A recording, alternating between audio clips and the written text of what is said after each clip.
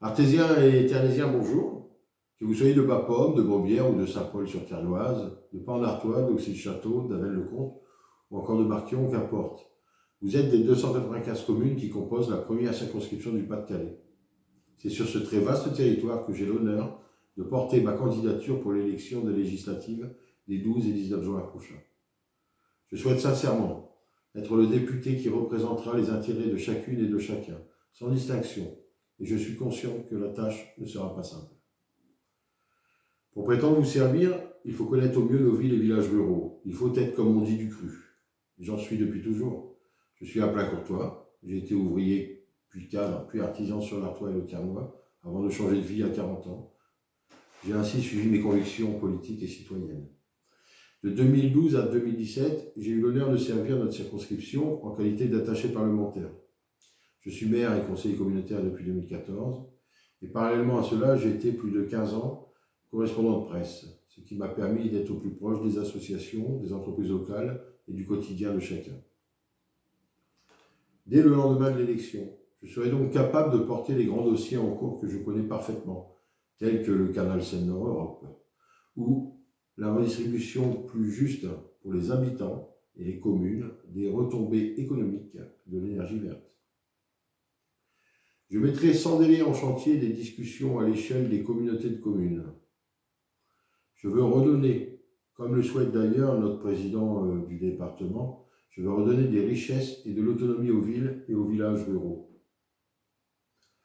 Aujourd'hui, on vide nos communes rurales de leur richesse économique en envoyant les artisans et les petites entreprises dans des zones d'activité urbaine. Il faut stopper net cette hémorragie et redonner vie à nos campagnes. Il faut y ramener les entreprises et les emplois et donc, de fait, y ramener les services et la qualité de vie. Ces mesures, comme toutes les autres, je les mènerai en concertation avec l'ensemble des acteurs concernés. La méthode de la table ronde, où chacun vient s'exprimer, est la seule pour moi valable et qui nous permettra de mettre en place un projet profitable à tous. C'est de cette manière, sur ma commune, que j'ai pu réaliser l'enfouissement des réseaux, développer le numérique pour tous, proposer un complexe de lieux de vie pour tous encore, et mener un travail pour atténuer fortement les zones inondables et implanter des zones vertes. Mais un député, c'est aussi un homme ou une femme qui défend avec conviction et droiture les intérêts de 130 000 citoyens, qui doit donc être à leur écoute toujours et sur le terrain chaque semaine. C'est aussi encore un homme ou une femme qui légifère, capable de proposer et de s'imposer. Il y a de grands sujets à traiter, des dossiers importants. Le vote blanc peut-il être la solution à l'abstention, par exemple? Doit-on laisser encore longtemps les services de santé financés à la petite semaine, comme on le voit aujourd'hui? Peut-on enfin donner à nos jeunes un outil éducatif réellement en lien avec le monde du travail? Vous voyez, les sujets ne manquent pas. Je m'attacherai toujours, moi, à vous consulter pour agir au plus juste de nos réalités. Je veux vous donner la parole à vous, dans mes permanences, mais aussi dans vos entreprises, dans vos mairies, dans vos foyers, chaque fois que nécessaire. Je veux que la démocratie participative ait enfin un vrai sens. Et je veux donner autant que nécessaire la parole à la population.